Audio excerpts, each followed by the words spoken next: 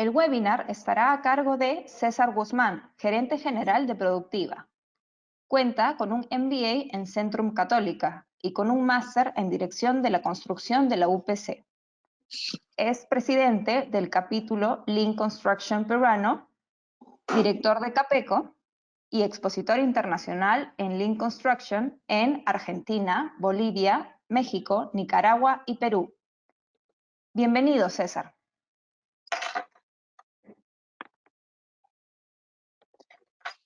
Hola, ¿qué tal? ¿Cómo están todos? Bueno, ya me han hecho la presentación previa.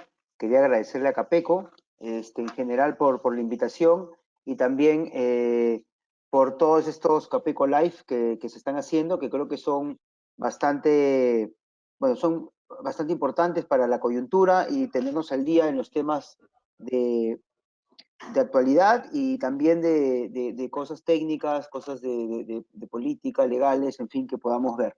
Bueno, la presentación que yo tengo hoy día tiene dos partes. Tiene una parte que es justamente hablar de entornos colaborativos en construcción y de cierta manera luego una suerte de resumen de algunos protocolos sanitarios y algunos tips para tirar un poco de ideas de qué es lo que tendríamos que hacer al regresar a las obras, ¿no? De cierta manera, hoy día es incierto eso, no sabemos cómo se va a ver, pero creo que deberíamos estar preparados como gremio de construcción para regresar de la manera más prolija, más eficiente y sobre todo tratando de cuidar la salud de todas las personas que están en construcción, ¿no? Yo creo que ese es el principal reto que tenemos ahora. ¿Ok? Bueno, voy a empezar. Básicamente, bueno, ya Olenka me ha dado el pase un poco con mi currículum, con mi CV. De hecho, esta presentación, como les comento, tiene que ver con los entornos colaborativos y siempre que de cierta manera abordo un tema, definitivamente es mejor cuando, si queremos buscar una solución, saber cuál es el problema, ¿no? Y definitivamente en estos tiempos, sobre todo que estamos viviendo hoy día de cierta manera de una coyuntura de crisis, se podría decir, siempre salen oportunidades y hay algunos temas que creo yo están, a mí siempre me gusta ver el vaso medio lleno más que medio vacío, y creo que hay algunos temas que definitivamente van a gatillarse, ¿no? Como todo este tema de la transformación digital. De hecho, al final de la presentación van a poder darse cuenta que tiene mucho que ver con empleo de entornos digitales, entornos colaborativos, que de cierta manera es lo que está hoy día a la vanguardia en el tema de construcción. Pero bueno, vamos a empezar con el problema y de cierta manera el problema empieza acá. Este es un gráfico, una curva, donde podemos ver las dos líneas que tenemos ahí.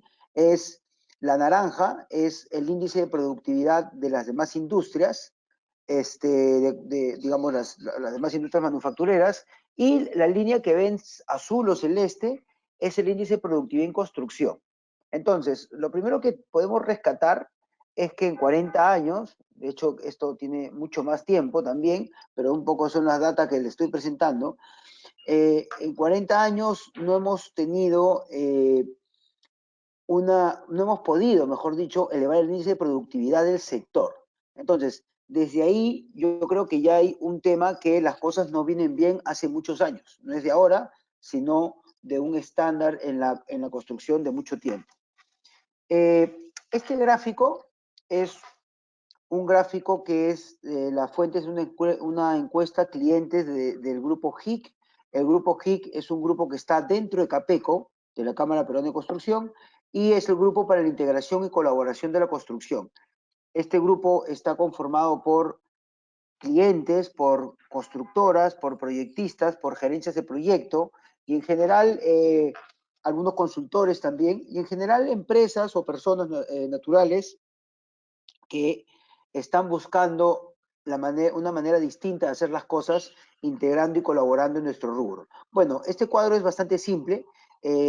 No quisiera hacer, no es un tema de una estadística a nivel Perú ni a nivel Lima, es tan solo una data de alrededor de unos 40 o 50 proyectos donde las empresas que son de este grupo, de gerencia de proyecto me refiero, nos brindaron, obviamente anónimamente, y se sacó esta data rápidamente. Ojo que estos proyectos son proyectos llevados de medianos a grandes con las gerencias de proyectos, lo que indicaría que son, entre comillas, de cierta manera, un poco más acotados en riesgo de plazo y de costo. Lo digo esto porque hay unos indicadores de este tema que los proyectos no son exitosos alrededor arriba del 90%. Pero esta es la data que les puedo dar. Lo que votó esta data, que el 63% de los proyectos no llegaba al costo y el 44% de los proyectos no llegaba al plazo. Es decir, que alrededor del 73% de los proyectos no llegaban ni al costo ni al plazo. ¿Qué queremos decir con esto? Que de cierta manera, sumando esto con el índice de productividad que hemos visto que no crece en muchos años, el problema entonces es que estamos teniendo unos indicadores deficientes en lo que se refiere a la industria de construcción.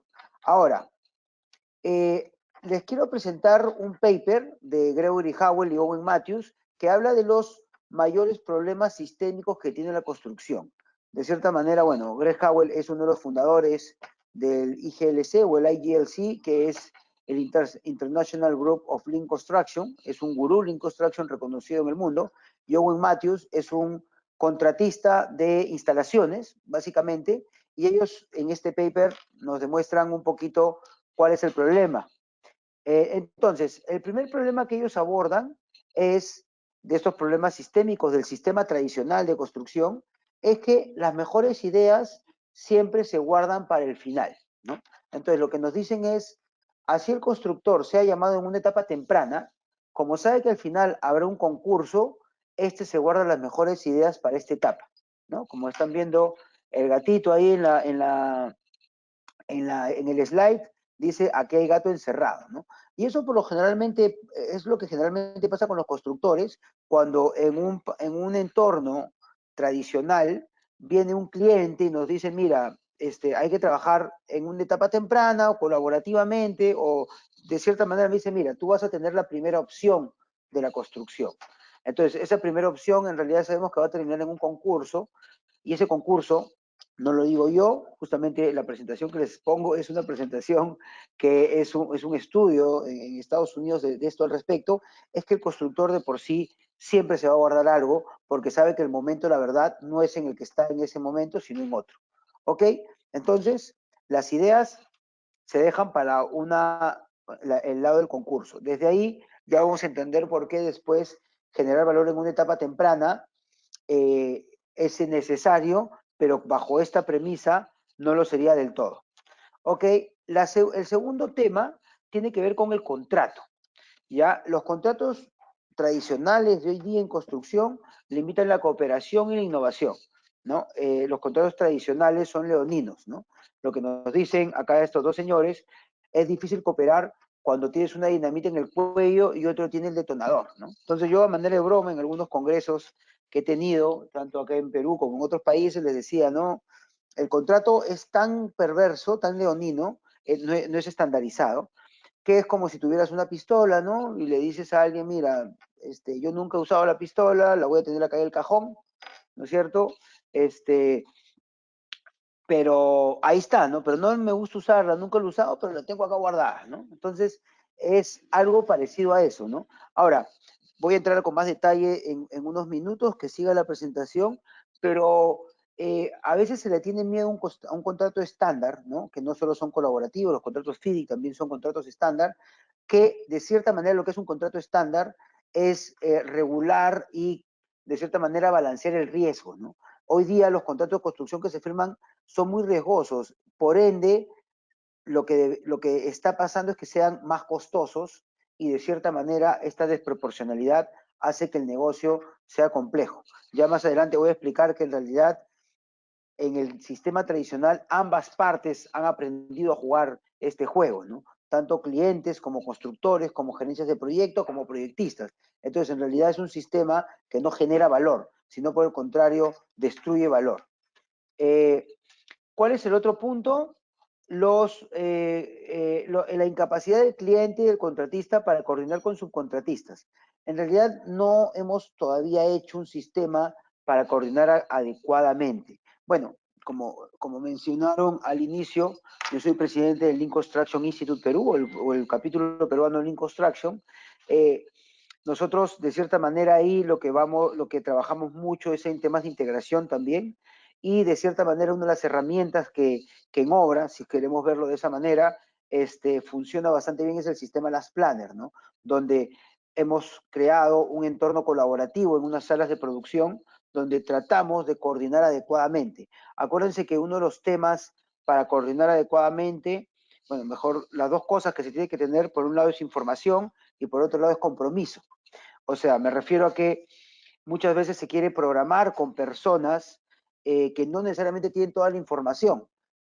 Acuérdense que estamos en construcción, estamos en un entorno muy especializado, ¿no? Si nos vamos a una edificación, por ejemplo, a un edificio de oficinas, a un edificio, no lo sé, también puede ser de vivienda o a cualquier tipo de proyecto, lo que tenemos es, por ejemplo, unas partidas de aire acondicionado, de HVAC, partidas eléctricas, sanitarias. Si nos vamos a un hospital, tenemos, o una clínica, tenemos eso mucho más sofisticado.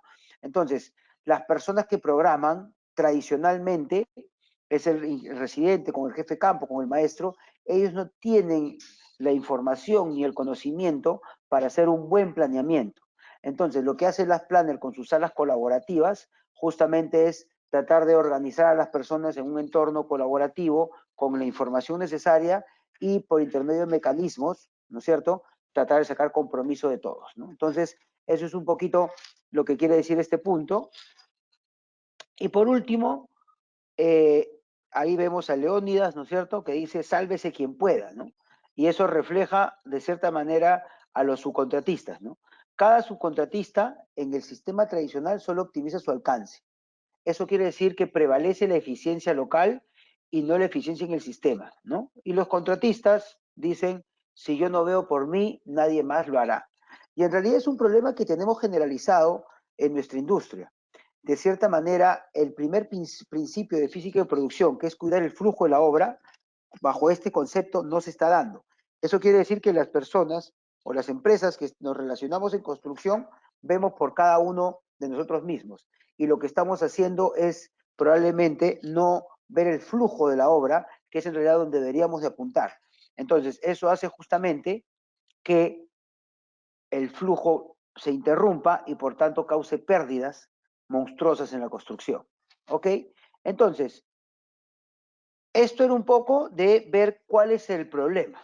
Entonces, si me preguntan, y lo que sigue de la presentación es ver el problema en qué se puede resumir. De cierta manera, el problema se resume en dos cosas: el sistema y el contrato. El sistema que tenemos hoy día en construcción, como se puede ver ahí en la representación, es un sistema fragmentado, un sistema que no conversa el diseño y la construcción, que estamos, por todo lo que hemos visto anteriormente, estamos por separado. Si bien es cierto, tenemos mucha especialización, pero esta especialización no está unida en un solo paraguas, en un solo sistema integrado. Y por otro lado, tenemos un contrato abusivo, ¿no es cierto?, donde de cierta manera nos complica el hecho de hacer negocios porque se pierde mucha confianza y sobre todo, ojo, se desalinean objetivos. El contrato lo que debería tratar de hacer es alinear los objetivos del proyecto, no una de las partes. ¿Ok? Entonces, cuando hay demasiado desproporcionalidad, lo que hace es polarizar a las partes, y eso es lo que tenemos hoy en los contratos. Entonces, para buscarle, de cierta manera, para ir ahondando un poquito en el problema, el principal problema, creo yo, del sistema está en el delivery o la entrega del proyecto. Como pueden ver en la imagen, nosotros hoy día tenemos el famoso Design Bid Build, o el diseño, licitación, construcción, que es nuestra manera de contratación, que es un sistema de contratación o un delivery, una entrega del proyecto, mejor dicho, que es de los años 70, ¿ok? ¿Cuál es la particularidad de este delivery del proyecto? Yo creo que la particularidad o el problema está en la concepción de esto, del mismo. Cuando se planteó el delivery de Design Bid Build, lo que se planteó es que hay un diseño terminado Y después de tener un diseño terminado de lo que fuese, en la industria que fuese, yo lo que hago es una subasta o un concurso, y de ese concurso me debería salir la mejor oferta técnico-económica que yo podría encontrar. Y luego de eso, en nuestra industria lo que pasamos es a construir. ¿Cuál es el problema? El problema es que el diseño no está terminado. Ahora, la pregunta sería, no, pero César, yo en realidad cuando me dan un expediente, el expediente está terminado. La pregunta es, ¿qué significa terminado en las líneas que yo les estoy comentando? Si es que ustedes me dicen que terminado es un proyecto, para mí un proyecto terminado es un proyecto que no tiene, que el alcance está definido, que no hay interferencias, no hay incompatibilidades, no hay errores de diseño y no hay omisiones de diseño. Entonces, les vuelvo a preguntar, ¿algún día han tenido un diseño de un proyecto terminado? Creo que la respuesta va a coincidir conmigo y va a decir que no. Estadísticamente, tenemos un RFI o un RI, que ya saben son los requerimientos de información, que en promedio son 1 al día. Quiere decir que si ustedes tienen un proyecto de un año, van a tener más o menos en promedio 365 RFIs. ¿Ok? Entonces, ¿cuál es el tema acá? El tema acá, y acá aprovecho en comentarles justamente lo que les decía al principio. El tema acá es que si nosotros relacionamos la entrega de este proyecto con el contrato tradicional que tenemos, ¿qué es lo que estamos generando? Estamos generando un caldo de cultivo para hacer un problema. ¿Por qué? Porque el diseño, o mejor dicho, el delivery del proyecto habla de un diseño terminado y el contrato tradicional habla en la mayoría de las veces de un diseño terminado, compatibilizado, sin errores, sin omisiones y sin interferencias. Entonces, el delivery del proyecto o la entrega del proyecto no coincide con el contrato y cómo se acota. ¿Ok? Entonces, lo que pasa es que empiezan las famosas controversias, ¿no? Por un lado, el constructor, y lo digo abiertamente, va a saber que ese proyecto está incompleto y ante un concurso que a su criterio no ha sido del todo idóneo, ha sido un concurso complicado donde sobre todo ha bajado margen por tratar de generar un proyecto, por tratar de generar, digamos, ganar el proyecto, y por otro lado firma un contrato muy, muy complicado, lo que va a quedarle es empezar a tratar de jugar con las reglas de juego de ese contrato. El contrato habla, por lo general, yo sé que el suma alzada es una forma de pago, como los precios unitarios de administración, pero digamos en el argot se habla mucho del contrato suma alzada, ¿no? Sabemos que no es un tipo de contrato, pero de cierta manera, bajo esos términos, lo que tenemos es, de cierta manera, que como el contrato dice precio fijo por objeto fijo, ¿qué es lo que va a tratar de hacer la parte del constructor? Es tratar de impactar el precio, mejor dicho, es tratar de impactar el objeto para cambiar el precio. Quiere decir que va a empezar a hacer consultas y cuando le respondan y él ve un cambio en el objeto, va a cambiar el precio. ¿Cómo se cambia el precio? Puede ser por ampliaciones de plazo o adicionales. Entonces, eso que les he comentado ahorita, que les suena muy familiar justamente, es lo que en realidad pasa en el sistema tradicional. Y soportándonos en el cuadro que hemos visto al principio, donde los clientes no llegan en sus proyectos en el costo y en el plazo, lo que nos estamos dando cuenta que así hay un contrato perverso, así haya penalidades fuertes, así el constructor pueda quebrar, nuestros clientes no tienen de cierta manera lo que necesitan, que en realidad es un proyecto exitoso.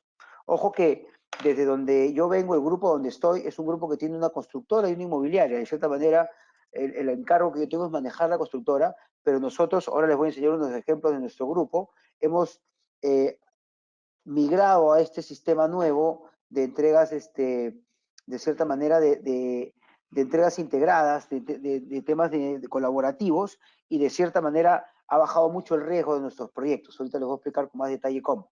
Pero bueno, para terminar esta parte, entonces, si sumamos un contrato complicado con este delivery, se complica. ¿Qué es lo que están viendo en la presentación más adelante? Después viene, bueno, el design build, que es una suerte de, bueno, es el EPC, Ingeniería, Procura y Construcción. Luego tenemos que entran los Construction Management, los gerentes de proyecto con agencia y con riesgo. Luego vienen ya los contratos IPD, perdón, los sistemas IPD, que son el delivery del proyecto. El IPD, donde en un solo paraguas tenemos al cliente, al diseñador y al constructor, y el IPD cuadrado, donde ya empezamos a ver el tema más desmenuzado, vale decir, más especializado, donde incluimos a los mini diseñadores y a los mini builders o a los mini constructores, que es lo que hacen. Me explico mejor. Yo soy contratista general. Yo no tengo toda la información ni conocimiento que podría tener mi subcontratista de HVAC o mi contratista de instalaciones eléctricas o mi contratista de BMS. Todas esas especializaciones yo tengo que traer a estos señores a la mesa para con ellos tomar decisiones y decidir qué es lo mejor. ¿Ok? Entonces, lo que estamos viendo es justamente cómo era el delivery del proyecto. Entonces, ¿cuál es otro punto que que quería comentarles? El punto es, de cierta manera, este delivery del proyecto, el diseño, licitación, construcción, lo que tenemos es una fragmentación entre el diseño y la construcción, como les comentaba. Esta fragmentación hace que pase lo que están viendo ustedes ahorita en la gráfica, en la curva que están viendo. Si sabemos que el entendimiento común, ¿no es cierto?, es qué es lo que puede generar valor en el proyecto, y en el eje X tenemos el tiempo. Lo que pasa hoy día en los sistemas tradicionales es que tenemos el propietario, obviamente desde el inicio, tímidamente entra la gerencia y supervisión, luego entran los proyectistas y luego entra el contratista, ¿no es cierto?, a mitad de esto, de construcción, y los subcontratistas entran prácticamente con la bolsa de cemento en el hombro. Entonces, el ingreso tardío del contratista y de todos los que pueden generar valor en el proyecto hace que no podamos entender lo que se necesita. Y eso destruye valor y solo nos queda hacer las cosas como no con toda la información que se hubiera podido tener o entender en un inicio. ¿Ok? Entonces, por un lado hemos visto lo del sistema, por otro lado quería conversarles rápidamente del otro problema que les había planteado, que es el contrato tradicional. ¿Qué tiene el contrato tradicional? Bueno, ustedes lo saben también, tendencias a imponer cláusulas en vez de negociarlas, ¿no? En muchos concursos lo que hay es, mira, dentro del expediente que te estoy mandando está el contrato y dime si estás de acuerdo. Si haces muchas observaciones, entonces no participas mejor, ¿no? Eso es lo que tenemos hoy en el sistema tradicional. Ojo que de cierta manera hablo de las dos partes, ¿no? Para que se entienda. Después es asimétrico, que ya habíamos comentado, perdón, que es falta de reciprocidad, y de otro lado no adjudica bien los riesgos, eso como les había comentado, eleva el costo del negocio, se enfoca en penalidades y por otro lado tiene procedimientos complejos, procedimientos que las personas que operan no conocen, siempre tienen que tener a alguien o alguna empresa o alguna persona descifrando estos procedimientos que no van muchas veces acorde con el sistema de construcción, no recoge la realidad. Para ponerles solo un ejemplo, la famosa entrega del proyecto. Cuando nosotros entregamos el proyecto, prácticamente los contratos dan la, digamos, prácticamente la entrega de un proyecto es en un solo acto o en un solo momento. Y todo el mundo sabe que un proyecto puede demorar 15 días o un mes entregándose. Entonces, ese tipo de cosas, de cierta manera, desmerece lo que en realidad pasa en la vida real o en los proyectos tradicionales.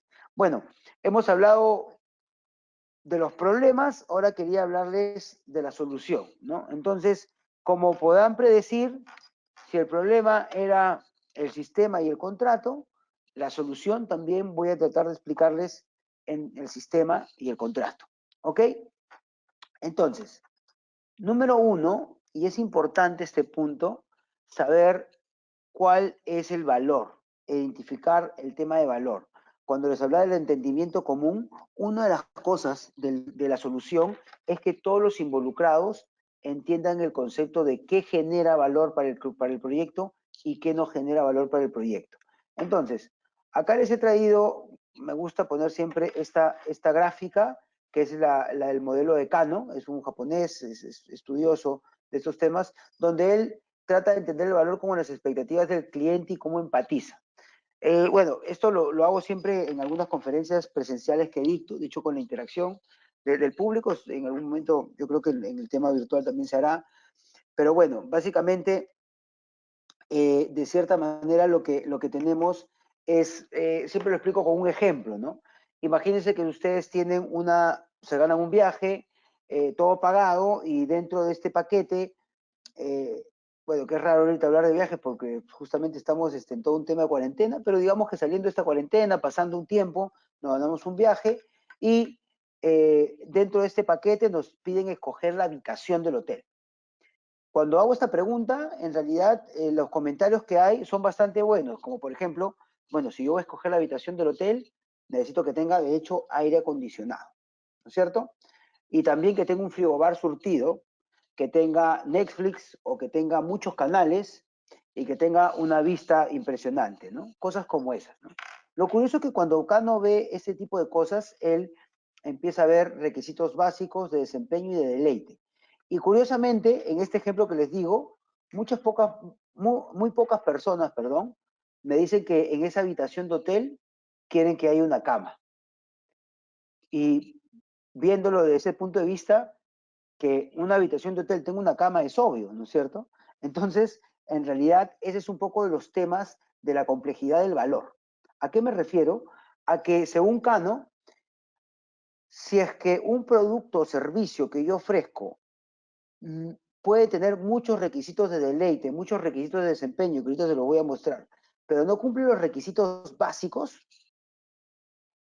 crea una gran insatisfacción al cliente, ¿ok? Entonces, ¿qué es lo que quiero decir con esto? Que bueno, solo para terminar el ejemplo, acá está la habitación de hotel un poquito mejor, y bueno, acá con los requisitos de deleite, con el televisor, el frigobar, el aire acondicionado, con todo lo que ustedes puedan imaginar. Entonces, tomando solo este ejemplo, imagínense que nosotros, o que se genere un proyecto inmobiliario para hacer un hotel. El inversionista hotelero probablemente conozca mucho su negocio. Y él, para esta habitación que estamos enseñando en el tercer recuadro de deleite, él debe saber que su cliente en X sitio está, de cierta manera, muy satisfecho con que la habitación esté a 22 grados centígrados o a 23 grados centígrados. Eso es lo que sabe el cliente que es inversionista hotelero. La pregunta es, ¿ese inversionista sabrá que es mejor enfriar con un chiller por agua o por un chiller por aire? Yo les aseguro que el 95% de inversionistas de hoteles no lo sabe, ¿no es cierto? ¿Por qué? Porque no necesita saberlo, porque para eso se debería generar un sistema que él da los objetivos de su proyecto y los especialistas ven qué es lo mejor en costo, en plazo, en sostenibilidad, en operatividad. Y ahí es donde viene un poco, justamente ya decantando a qué es lo que tenemos que tratar de hacer. Solo les quería dejar un ejemplo de un proyecto que tuvimos hace unos años. Este es un proyecto que hice para la Universidad Católica, donde de cierta manera este proyecto, como ven, es de cara vista, ¿no es cierto? Es una fachada muy bonita, donde en el proyecto en sí se pedía, perdón, un concreto pigmentado, y cuando le dijimos al cliente, mira, este concreto pigmentado, te puedo hacer una prueba con cemento Atlas, nos dijo, mira, no es necesario.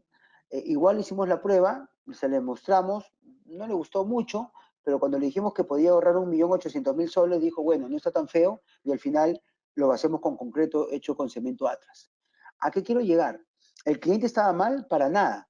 Él no pudo tener la información en el momento adecuado para tomar esa decisión y decir, en vez este concreto pigmentado y esta diferencia entre el color del cemento con concreto con Atlas y el color pigmentado vale 1.800.000, definitivamente no lo valía porque se hizo el cambio y tomó una decisión correcta el cliente en este caso.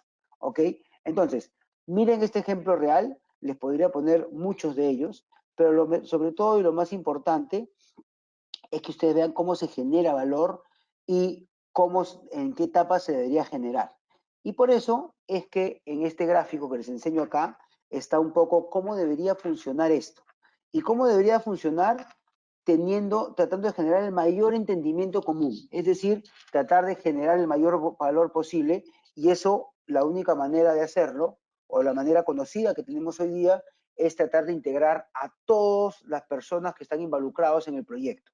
El propietario, el gerente de proyecto, los proyectistas, el contratista, los subcontratistas, para que tengan algo que decir y ese proyecto genere valor. ¿Ok? Acá hay un ejemplo, básicamente, de una edificación, de costo del diseño y de construcción. Imagínense que, para que se hagan una idea, en este tipo de proyectos multifamiliares, tenemos que el costo del diseño es alrededor de $12, 12, $15, y el costo de construcción alrededor de $500. ¿Qué quiero decir con esto?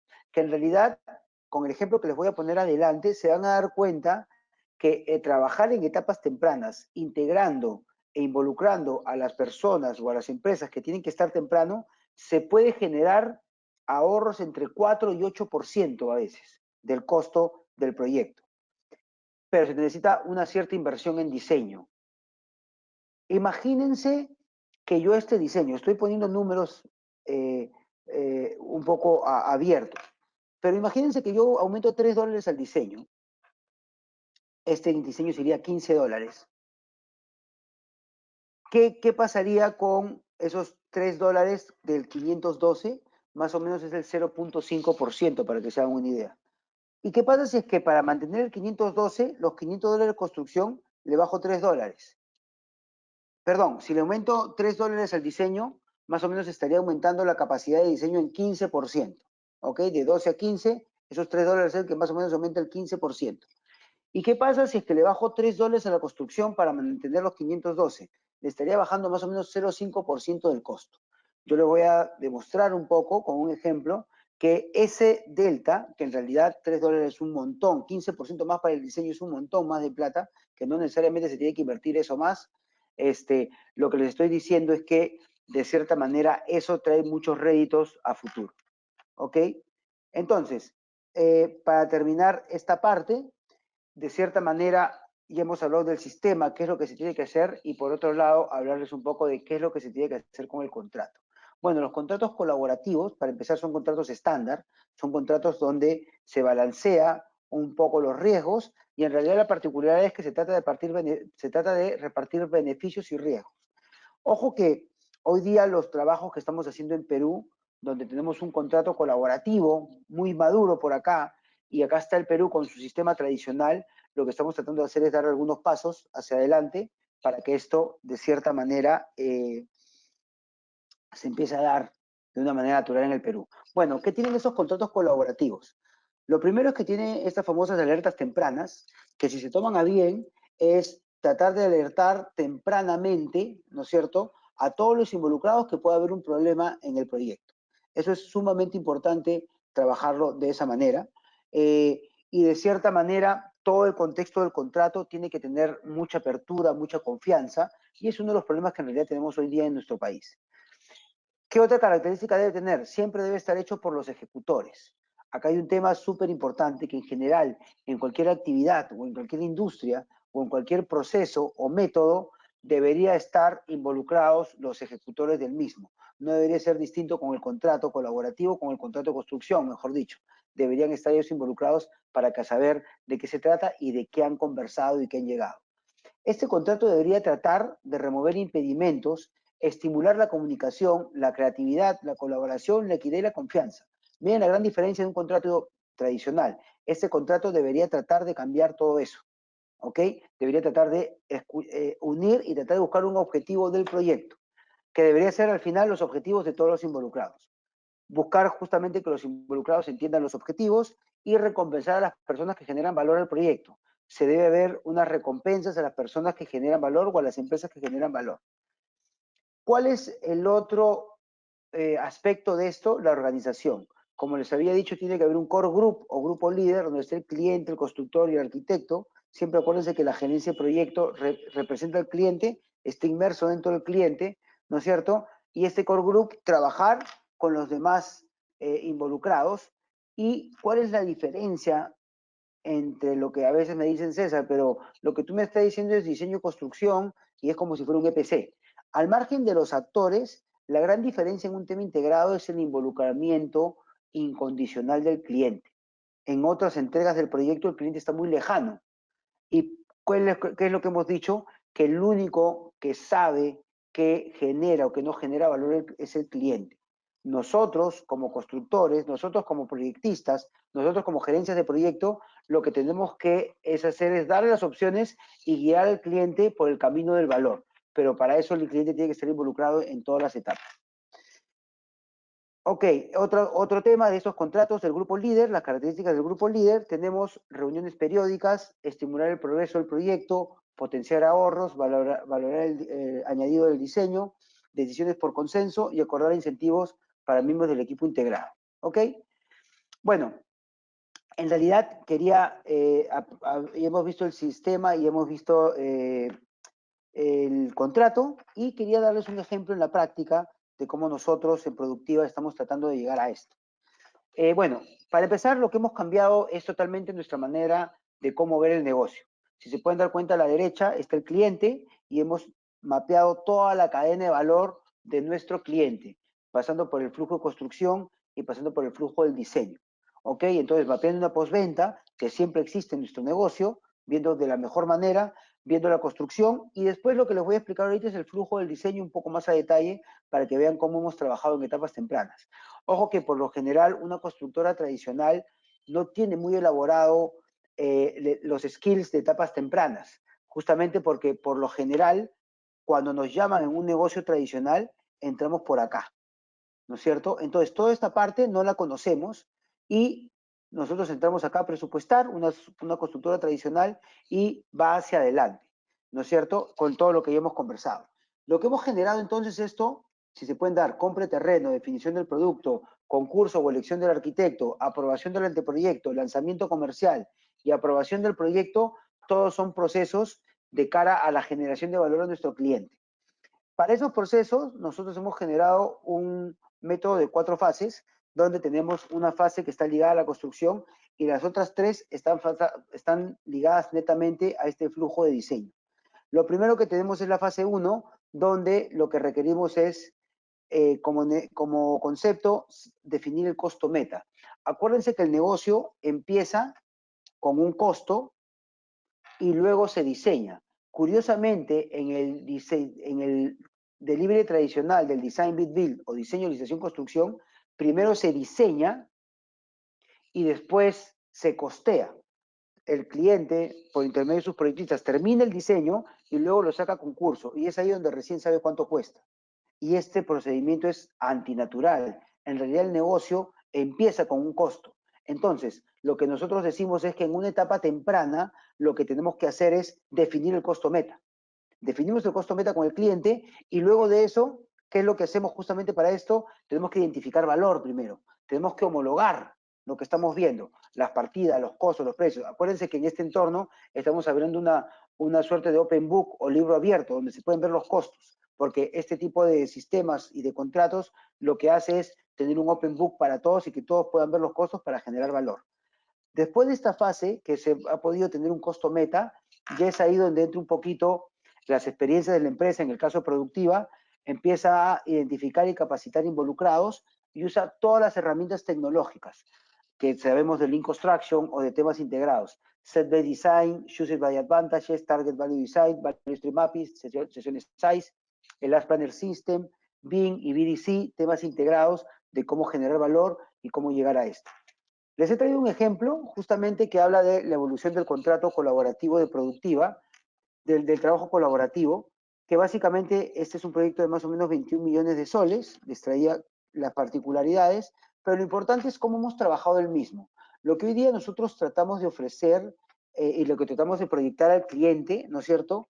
Y a la industria en general, en este grupo HIC, lo que tratamos de hacer desde Capeco es tratar de generar valor en etapas tempranas y para esto se debe identificar potenciales áreas de mejora conformando equipos integrados de proyecto que cruzarán las fronteras de las organizaciones para encargarse de temas específicos trabajando de manera integrada. Entonces, en vez de hacer un trabajo aislado, hacemos un trabajo en equipo. ¿En qué consiste esto? Por ejemplo, en este caso que les traigo, hay 7 equipos integrados de proyecto. Muro anclado, sistema de losas, FPC de concreto, muro de albañilería, sellos cortafuego, vidrios de aluminios y muebles de melamina. Acá hay un poco de cómo se utiliza en la práctica esto. Este es un big room, ¿no es cierto? Que en este caso bueno, es de la empresa, ¿no es cierto?, pero que pueden ver acá al estructural, al cliente, a los proyectistas, en general al arquitecto y a las personas de la constructora, de la gerencia de proyectos, interactuando. Para hacerla corta, les voy a poner un solo ejemplo. Imagínense que para los muros anclados que conocemos, las planchas que se usan por lo general son de 60 por 60. Interactuando con los especialistas, nos dijimos, oye, si la bajas 30 por 30, podría bajar el F'C de tensado a 175 kilos por centímetro cuadrado y el espesor del muro de 40, 35 a 25 centímetros. ¿Por qué? Porque de cierta manera le bajamos el punzonamiento. Es un tema bastante simple. Bueno, créanlo o no, por lo general no se estira hacer eso, y hoy día es una de las optimizaciones que usamos y genera un ahorro, como entenderán, en costo. Sumado a esto, estas vigas o arrestos metálicos hace que yo no use anclajes acá, que también baja el costo, y esto se activa, ¿no es cierto? Lo pongo como activo fijo y lo puedo usar para varias obras. Bueno, acá hay algunos ejemplos más. En realidad quería pasar a esta parte y en este proyecto en particular se pudo rebajar 850.000 soles aproximadamente, que de lo que vieron es más o menos el 4% del costo.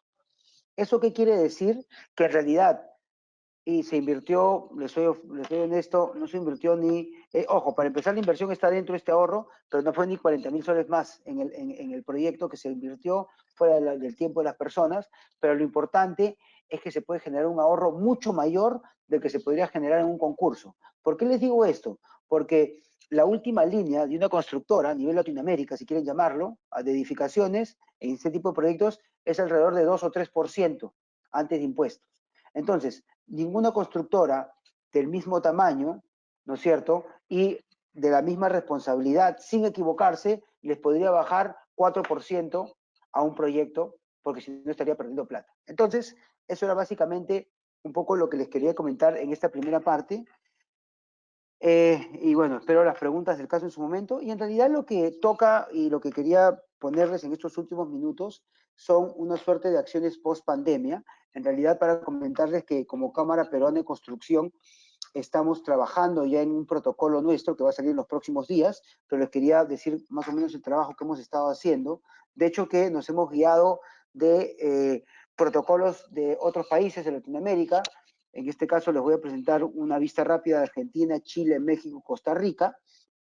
He detallado un poquito el chileno, yo creo que está bastante bien estructurado y se complementa con los otros, pero básicamente lo que les quería decir es qué es lo que tenemos que tener en cuenta para regresar, como les digo, después de la pospandemia, de cómo se regrese, y lo principal es cuidar a nuestras personas, no cuidarnos a nosotros mismos y al personal que tenemos en los proyectos. Es importante y es urgente que nosotros pongamos principal énfasis en eso, y para eso creo yo que deberíamos tener un protocolo sanitario, que es lo que estamos tratando de hacer como Cámara para darlo a toda la industria. Entonces, en realidad, el protocolo que les voy a enseñar es bastante estructurado, algo similar estamos trabajando nosotros, donde hay las acciones que se tienen que tomar por empresa. En general habla de, por ejemplo, de los horarios, donde estos protocolos a nivel general, en lo que he podido ver de Latinoamérica y de otros países, en realidad trata de extender los horarios. ¿Por qué? Porque lo que se trata de hacer es evitar los focos de aglomeración, perdón, en el ingreso, en el almuerzo y en la salida. Entonces es una de las cosas que trata de rescatar este tipo de protocolos. Lo otro que les comentaba es las acciones para tomar a las empresas, como les decía, flexibilizar horarios, celebrar pactos de horarios diferidos de ingreso y de salida, distribución de la jornada por turnos, tratar de ser de la medida posible, tener en 2 turnos, hay que ver cómo se maneja eso de cierta manera como sociedad, pero si no, por lo menos tratar de flexibilizar de una manera que se pueda. Otro de los puntos importantes es implementar ya en el ingreso de la obra, implementar los protocolos de higiene. Quiere decir que tomar la temperatura al ingreso, y también hay un tema de capacidad de oxigenamiento de las personas, donde podemos poner un primer filtro al ingreso, tanto por el tema de temperatura como oxigenamiento, para que las personas que entren sepamos que están medianamente con los síntomas clínicos ok. Sabemos que la enfermedad también es asintomática, pero de cierta manera tener esto. Luego, cuidar todo lo que es herramientas de trabajo, equipos menores, desinfectarlos cada cierto tiempo y tener protocolos al respecto. No, de cierta manera, no evitar que las personas se muevan de un lado a otro si es que no son sus zonas de trabajo. Otro de los temas son las acciones en los vestidores, baños o duchas. De cierta manera, lo que tenemos que ver acá es que, por ejemplo, no haya grupos de más de 20 personas y usar la solución de hipoclorito de sodio, ¿no es cierto? Como lo indica ahí, al 0,1% de dilución, de 1 en 50. Quiere decir que esto está demostrado que es lo que un poco combate el virus, y tratar de desinfectar continuamente entre 2 o 3 veces al día los vestidores, baños y duchas, y que no haya aglomeramiento. Otro de los temas es en el interior de la obra, habilitar más puntos de lavado y limpieza, supervisar que cada trabajador utilice sus herramientas y no la de otro, ¿no es cierto? Manipular las herramientas con guantes, suspender charlas que tengan aglomeramiento. Hay que ver cómo este tema en seguridad lo vamos a llevar. La idea es que no haya nunca muchas personas aglomeradas, es importante esto. Suspender cualquier reunión masiva, como les comentaba, y tener una señalización visual de medidas preventivas y espacios comunes de todas las obras, ¿no es cierto? Y sobre todo tener un protocolo ante un posible sospechoso que esté infectado, tener una zona donde esta persona pueda ir y se pueda recurrir a las autoridades. Acordémonos que hoy día, en la situación actual, todas las pruebas las está teniendo el Estado, y la facilidad de esto, lo que están recomendando, primero es una llamada o por el app que tenemos para poder ver estas cosas. Luego tenemos el tema de acciones en horarios de almuerzo. Los horarios de almuerzo deben tratar de ser diferidos de la mayor manera. Si bien es cierto que hemos hablado de distanciamiento social en un inicio para el ingreso y en general de 1 metro, en los almuerzos, como ya las personas están sin mascarilla, la idea sería que tengan un poco más de distanciamiento, como 1,5 metros, tratar de tener esto, mantener, mejor dicho, la higiene permanente, y los utensilios son de uso personal, que no se combinen, y ver de desinfectarlos después. Acciones para salir de la obra, que se laven las manos y usar mascarillas y tratar de desinfectarlos, ¿no? Una de las cosas que estamos viendo en la Cámara es proponer también que haya puntos de desinfección en la entrada y en la salida, ¿no es cierto? Y bueno, tener un tema de las acciones para trabajadores con mayor vulnerabilidad, que quiere decir que tratar de mapear esto en el examen médico ocupacional, que se sepa para tener las mejores condiciones para estas personas y de cierta manera que no entren a trabajar a un ámbito tan riesgoso. Y bueno, acá hay un tema que en realidad es de lo más complicado, porque hablamos del transporte público. Yo creo que lo que tocaría a cada industria es poder tener un protocolo como el que estoy mencionando y tratar de dar los beneficios de esto. Por ejemplo, en el transporte se debería recomendar, como se está haciendo ahora, de que las personas estén también distanciadas, que no se llene este transporte, y de cierta manera las personas que están cerca, que a veces no pasa mucho, pero que usen otros transportes particulares, bicicletas o de otro tipo. ¿Ok? Bueno, y bueno, acá hay un poquito de las demás protocolos. No quiero incidir mucho en estos. En realidad, quería solo darles unas recomendaciones finales, son bastante parecidos. Las recomendaciones finales que les puedo dar es la siguiente. A ver, como consideraciones finales, tener un protocolo sanitario como empresa antes del inicio de las obras, lo que les comentaba antes. Es importante que antes de entrar a las obras tengan un protocolo sanitario. Número 2, revisión diaria de normas que se van dando al respecto. Es importante porque hoy día estamos en un estado de emergencia donde de cierta manera se está acomodando las cosas al andar, y yo creo que es importante que estemos informados siempre. Otro tema es revisar almacenes propios y subcontratistas en la recorporación de las obras. Me refiero a que sí es importante tener todos claro cómo quedaron las cosas y cómo se están recibiendo. Muchas obras no han tenido la oportunidad de cerrar de una manera correcta. Sería bueno al regresar revisar todo eso. Otro punto importante, revisión y mantenimiento de equipos. Me refiero a las grúas, elevadores, revisar que no necesiten mantenimiento o hacer un mantenimiento preventivo, conversar con las personas que proveen estos equipos, revisar la estructura metálica, los fierros, ver si están muy oxidados, qué es lo que ha pasado. Por otro lado, las medidas topográficas, ver que si se ha desnivelado la estructura, y por último, una limpieza profunda de la obra antes de reiniciar los trabajos. Y por último, estar en contacto con la municipalidad, continuo contacto con la municipalidad, la SUNAFIL y demás entidades para estar al tanto de lo que irán pidiendo. Creo que todos nos vamos a ir acomodando esto, no sabemos hoy día qué es lo que tenemos o de cierta manera qué es lo que, cómo va a venir el tema y tenemos que estar preparados continuamente. Ok, bueno, eso era todo lo que les quería comentar. Creo que ahora viene la ronda de preguntas. De todas maneras, les dejo mis redes sociales de la empresa, de un grupo que tenemos de integración y colaboración en la construcción en Facebook, mi red social en Facebook, en Instagram y en LinkedIn, por si es que tienen alguna pregunta, me la puedan hacer después, de repente queden algo y poder conversar. Bueno, eso, Olenka, no sé si es que me transfieren las preguntas para poder conversarlo.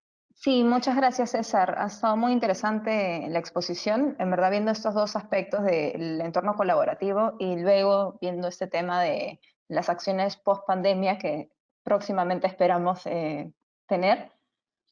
Tengo algunas preguntas, vamos a ir resolviendo algunas de ellas porque ya estamos con pocos minutos para la ronda de preguntas.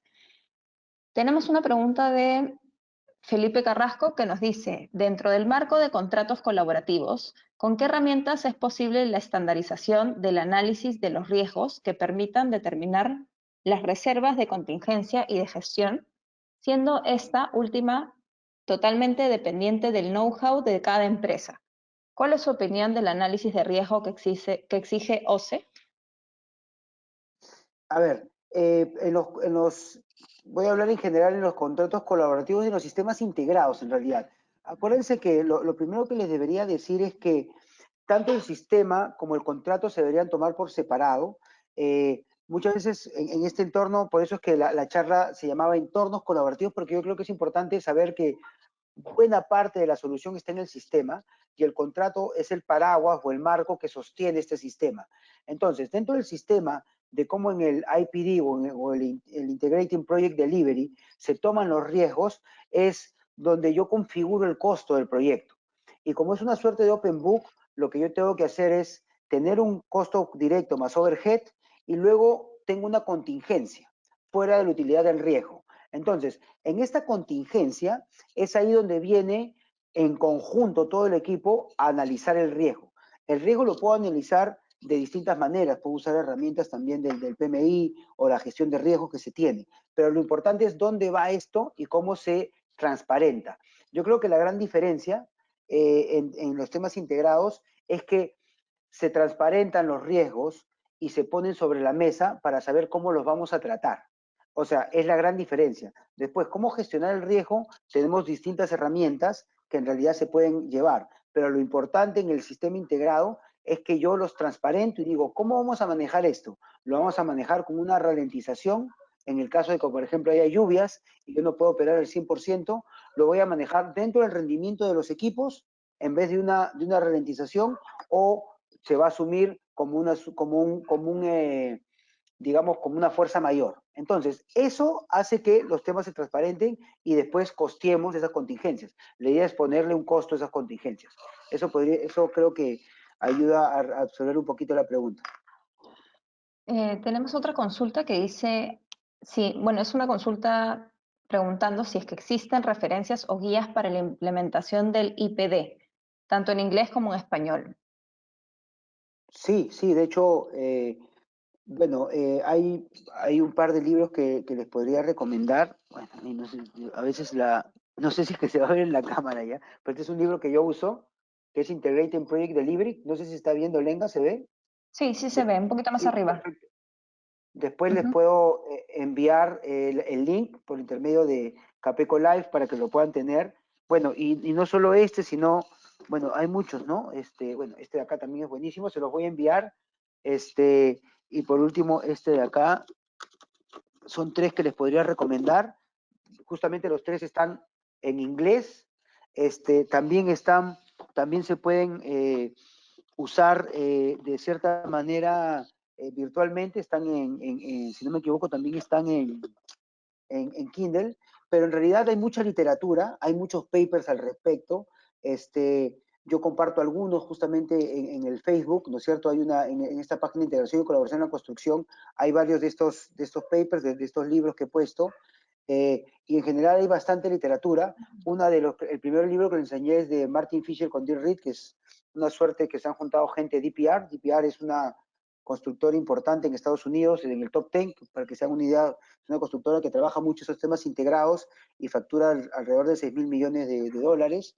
Y bueno, con la gente de Stanford se han juntado para hacer este libro y de cierta manera, bueno, hay bastante literatura al respecto, ¿no? Perfecto. Tenemos una consulta que dice, en un entorno colaborativo, ¿cómo se distribuyen los ahorros logrados entre los involucrados? Es decir, ¿qué porcentaje del ahorro recibe el constructor y cuánto el cliente? Ya, mira, ese tema, a ver, el concepto es beneficios y riesgos compartidos. ¿Hasta qué punto, y acá tengo que ser totalmente transparente, el cliente ha aceptado compartir los riesgos? Es un tema a conversar, y hasta qué punto también puede compartir digamos, los beneficios. En los temas, digamos, teóricos de Target Value Design, se habla de 50-50. Yo les digo que, por ejemplo, en mi caso, ya un caso más tropicalizado al Perú, yo le ofrezco al cliente repartir 80-20. 80% al cliente y 20% al constructor con los diseñadores, para que de cierta manera en nuestro entorno el cliente se vea más favorecido de cierta manera y la compensación sea una palanca mayor para él, o mejor dicho, que digamos que nosotros con ese 20% puede haber una buena palanca con eso, pero que se pueda ver de esa manera, ¿no? Más o menos ese es el rango, ¿no? Que les podría decir. Perfecto. Tenemos un comentario más que una pregunta. Nos dice, en base a la información de la OMS, la solución ante esta pandemia es el distanciamiento social. Por ende, todo apunta a que la cantidad de trabajadores por obra sean menores. La solución, nos plantean, es la industrialización de la construcción. Pero también me parece importante resaltar lo que mencionaste al final, ¿no? Que también es necesario tener ciertos protocolos o redistribuir los horarios, cómo se juntan las personas, ¿no? Sí, sí, o sea, de hecho, el tema de industrializar, prefabricar, pensar en el montaje, más que la construcción in situ de, por ejemplo, vacío de concreto, es algo que venimos trabajando mucho en construcción, ¿no es cierto? Y de cierta manera, justamente yo empezaba este webinar diciendo que este tema que estamos viviendo hoy día nos va a catapultar a buscar mucho más industrialización, muchos más temas de transformación digital, y va a cambiar la manera de hacer los negocios. Yo comentaba también el día de ayer en otro webinar que vamos a valorar lo que es reunirse físicamente, ¿no? Muchas de las cosas probablemente se van a ir al tema digital y vamos a valorar mucho más eso, lo que nos va a llevar a tener mucho más las reuniones preparadas, la información más a detalle, mucho más conocimiento. Sí, sí, coincido con el comentario que han hecho, ¿no? Claro, y también va de la mano con un comentario que acaban de hacer sobre, por ejemplo, las empresas que tienen o asignan buses para trasladar al personal, ahora van a tener que tener otro tipo de medidas de seguridad, de repente asignar más unidades o menos personas por bus, ¿no? Como para Así tener es. todo esto en cuenta. Sí, Sí, sí, sí, totalmente de acuerdo, y bueno, es parte de lo que de repente se va a ralentizar un poco esto, ¿no? O sea, es un hecho de que este volver a las obras probablemente sea no tan productivo, pero hoy día creo que debemos pensar en productividad, sí, pero al ritmo de lo que demanda la exigencia sanitaria o la exigencia de salud de todos los trabajadores, ¿no? Es importante resaltarlo, ¿no? sí, muchas gracias César por tu exposición. Tenemos algunas preguntas más, pero nos ha ganado el tiempo. Agradecemos a todos su participación. Como saben o como César mismo lo ha planteado, están abiertas sus redes por si tienen alguna consulta puntual que hacerle. El tema nos da para mucha más información y más adelante posiblemente abramos algún otro evento relacionado a estos temas. Gracias para todos por participar. Con estas preguntas estamos dando por finalizado el evento. Les vamos a enviar a sus correos con los que se inscribieron al inicio el material del evento como para que lo puedan revisar y una breve encuesta para que puedan aportar para futuros eventos. Muchas gracias por participar a todos. Gracias César una vez más y hasta Listo, la gracias. próxima. Nos vemos.